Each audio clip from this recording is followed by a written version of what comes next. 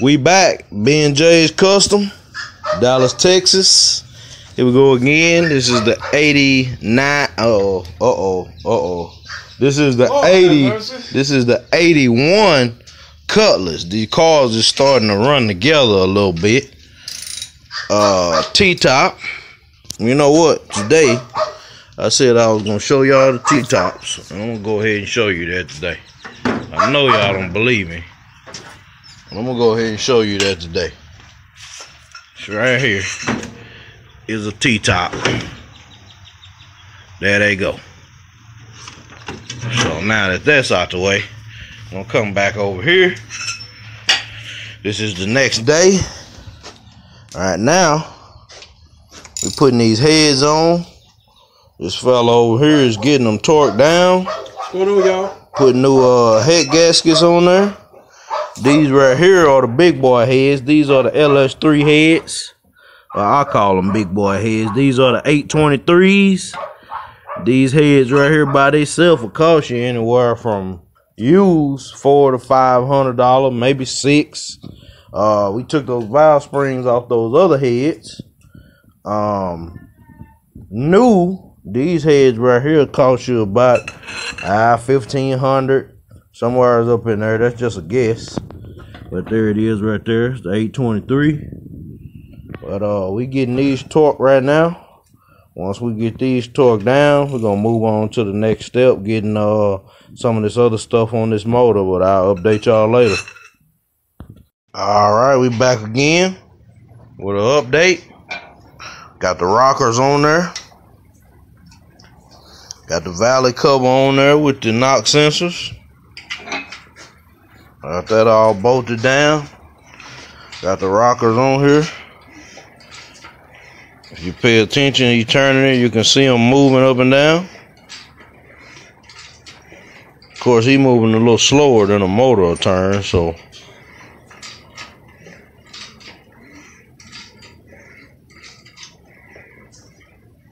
Got all them torqued. Of course, I'm gonna be painting this center valley right here, even though the intake gonna be covering it up, but I'm gonna paint that. And what's left is throw the valve covers on, the intake. Matter of fact, I'm gonna give y'all a little look of what it's gonna look like with that LS3 intake on there. Yes. Set that up there.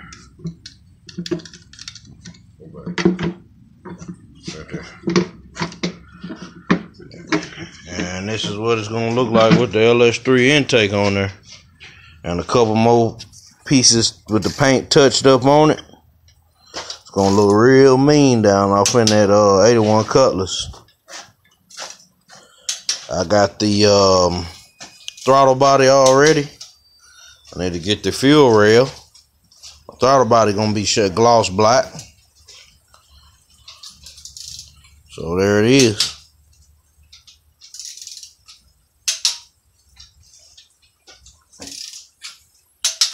Alright, I'll update y'all later. Back at it. Here it is. This is the 6.2 for the 81 Cutlass. The pan is blue. It's just because I primered the pan down. It's not going to stay that color. I just colored it there. I just put that paint on there just for a primer. And I'm going to come back with another color. Seal it off. But here it is. Got the pan on there. Be ready to put this together. Drop this in the car, and probably tomorrow. I still gotta get the actually the valves match with the oil pan, so you know, but you ain't gonna be able to see them once the valve covers get on there. But yeah, I'm just giving y'all a shot of that. I'm probably gonna primer this front cover too, and then I'll just go back ahead and repaint it again later. I'm probably not gonna be painting the part of this block right here. It's already been painted by City Motor Supply, but I'll probably paint this front part, this front cover right here, and the rear cover, And that'll probably be it. It'll probably be getting butted up to the transmission and going back in the car. But that's it for now. It's B&J's Custom. I'm giving y'all a shot of this engine right here that we had assembled the other day. Did a little painting on it, a little primer and a little painting. Right now I can't give you a close-up on it because I am actually, okay, there we go. My assistant Vanna White over there is so kindly pulling the Vanna White, huh? Vanna White motor over this way. So there's a shot of it. The car got a blue top, a blue half top and blue interior. I'm hoping that paint is gonna darken up for me a little bit, but right now there it is. I'm gonna do a little bit more touching up to that. But that right there is the 6.0 block,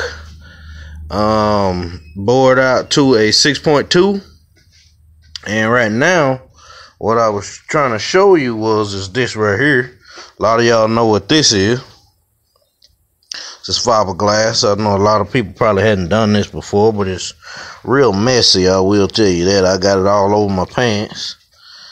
And if you know anything about fiberglass, it's real itchy. But what happened is I wanted to show y'all. I'm trying to figure out how to get in here good. I wanted to show y'all in here. I got my fiberglass sitting up here. My resin is somewhere. Okay. But I wanted to show y'all, I had busted this AC box when I was installing the engine last time, and I was just trying to show y'all how you kind of repair that. This right here, I've already put a sheet of fiberglass on this AC box, and I kind of put too much hardener in there. So what I'm doing now is I'm finna mix up another batch, and then I'm gonna add a couple sheets on there to so it'll harden up nice and good, harden up like Chinese arithmetic. And yeah, this is the AC box with a sheet of fiberglass. This right here, already over it. I'm using this Bondo, this fiberglass resin right here, and then the cap. It comes with this little hardener. Be careful with this hardener because too many drops of that hardener right there, you wouldn't believe, but too many drops of that will get it hard very fast. I ain't even gonna touch on that, but yeah, this is it right here. I'm gonna go ahead and add another sheet, but I'm gonna pause the video real quick so I can make up this resin. Matter of fact, I'm gonna have Vanna White hold it and just. And this is the resin, and I just put it in this old can right here. I mean this spray can cap, and it ain't no specific way to do this. You just kind of do it as you feel. But me, I kind of just, if it'll come out of there, 2, 3, 4, that's it. I'm just gonna do like 4 drops. Last time I did about 5 or 6. Okay. Now I'm gonna mix this up. Mix this up, get it all mixed in there, and then I'm gonna come back and I'm just gonna kind of smear it on. And that's all you kind of want to do. You just want to get this part wet.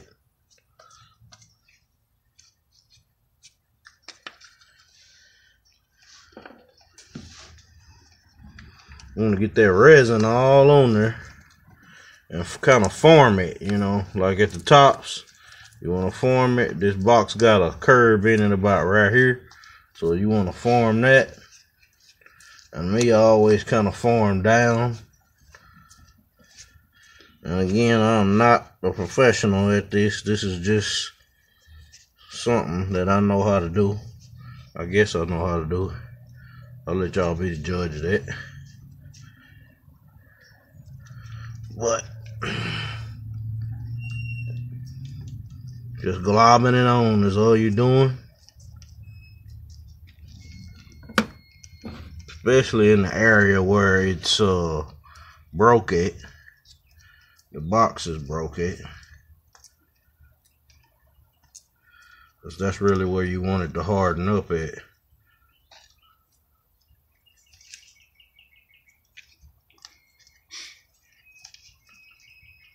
And it matters what it look like, but it kind of doesn't, because what's going to happen is once it hardens up, and you're going to come back and kind of sand on it, and, you know, take all the extra off that's not needed. Now, while I'm at this stage here, I'm going to come back, and I'm going to add me another sheet.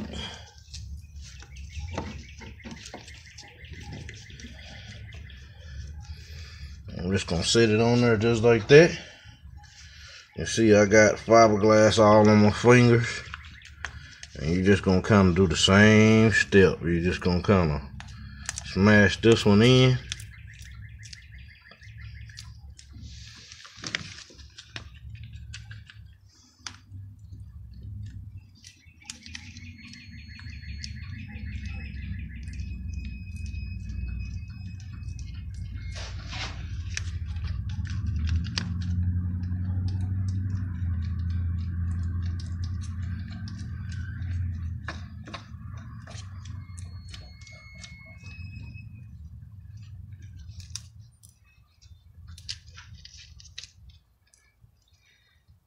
That stuff was hella messy. Yeah, but you gotta hurry up, because at the same time that resin is drying. Drying fast as you applying it on. Okay. And see, as you continue to, the longer you keep it still in that cup, it gets hard. So, like I say, it ain't no, I guess it is the right way to do it, but you know, this how I do it. I know how you do it, but this how I do it, and it works out. It's messy. One thing you want to do is you always want to try to wear long sleeves. I'm not that smart, so I didn't wear long sleeves, but you always want to try to wear long sleeves, because this stuff here, at the end of the night, when you done took your bath and you sitting there and you all warm, and it's gonna start itching, and it's gonna be bad. And that's a lot more sometimes too, while you when you sand it or when you cut it off or whatever. But fiberglass is real itchy, but this is pretty much all you're doing right here. Is I'm gonna put this on, and I'm gonna leave this on probably overnight and let it sit. And when I come in tomorrow, I can sand this on down, and it should be good and hard. YouTube probably gonna censor this video because I'm saying some words that just don't register. Man, hopefully they don't. So I mean, it ain't the first time, it ain't the last either. So let's see. Let me get all this here.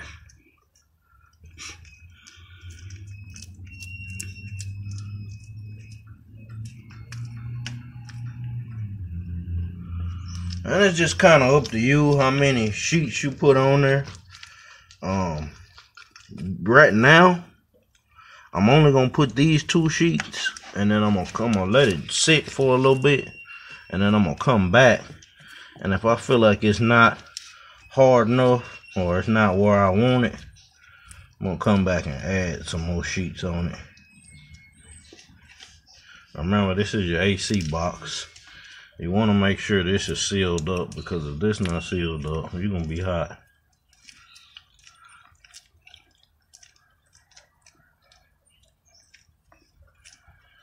So that's all I wanted to show y'all right now. I'll come back and update y'all later when it dries up.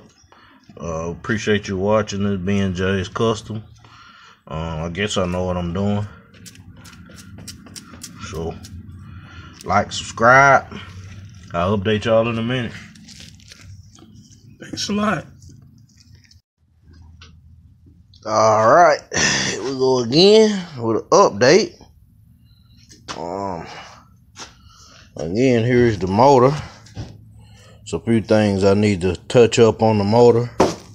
I got the oil pan down here. It's blue. Like I said, with the light on it, it looks a little brighter than what it actually is. But I got the valve covers painted blue. Front blue. This here don't look real good right now, but this is gonna be covered up. It's aluminum, so it didn't take the paint as well as I thought.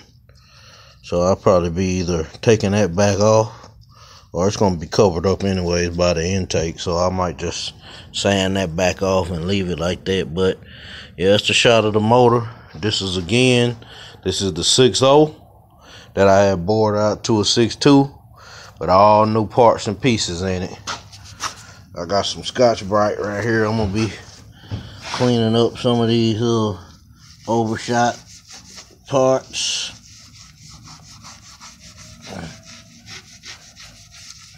Even though that's gonna be covered up, we'll get all that stuff tightened up. The reason why I cut the camera back on is I wanted to show y'all the fiberglass, how it looks when I'm done with it. While the camera was off, I ended up adding a few more coats to it, just so it'll be nice and solid tomorrow when I get back to it. And here it is. If it don't look like that when you're done with it, it's not right. I ended up putting some more sheets across it, forming it. You can see how I formed it around the edge right there, and all the way down up in the crack under here, and then smoothed it into the side of the box and at the top up here. And you know, that area right there, that's the area where the box was cracked at. I got some extra fiberglass in there, just so when I come back tomorrow, that'll be nice and hard. The temperature's dropping tonight, so I hope it still go ahead and do what it's supposed to do. But that's it. Right now it's wet. I'm not gonna mess with it. I'm gonna let it dry up. But yeah, just showing y'all on the AC boxes. If you have one, like I see a lot of cars where the AC boxes are busted on there, this is a way you can repair it and still keep you cool on the inside. Just a little fiberglass. It's not that hard to use. You just got to work with it. And once you get it down and the mixture of the hardener and the fiberglass right, it should lay on just like this here. Every time you put a sticker piece on, you should smother it out. So when this dry, it's gonna dry real hard, and I'll come back with a little with some sandpaper, and I'll come back and I'll smooth it out and then repaint it. But just showing y'all another part of what we do here at B&J's Custom. It's probably gonna be the end of this video. I got picking up where I left off yesterday. Put a little bit more on the motor. Here it is with the car intake sitting up on top of it. I'm not all the way sure about these colors right now, but that's what I got it painted right now. I can always pull the valve covers off and repaint them. I'm thinking about going back black or a darker blue if I can find it. I keep the oil pan the same color. I set the header on there just to see what all it look like. These headers right here, we get these headers out of a company in North Carolina, Scorpion Products. Out of North Carolina, that's the name of them. These headers right here will cost you about $158. We use them on almost all of our swaps, and it actually turns out pretty good, because down here it comes with the bolts and the gaskets, and it actually comes with this down pipe right here. And see this down pipe, you can twist this bolt out right here and slide your O2 sensor right up in there, bolt it up to the header, and then once you bolt it up to the header, you can just take it and get your exhaust welded to it. So it's a real easy, good, cheap way to go. That's Scorpion Products out of North Carolina. And they send me some free headers for that promo right there. But yeah, this is the block right now. This is the 6.0 that I had bored out to a 6.2 that's going in this Cutlass. Now let me show you the top. The reason why I'm second guessing the color blue that I put on there. That was the darkest I had found at the time. This is the top. And it's kind of a deep dark blue. The interior is a deep dark blue. And then you come over here, and then you got this.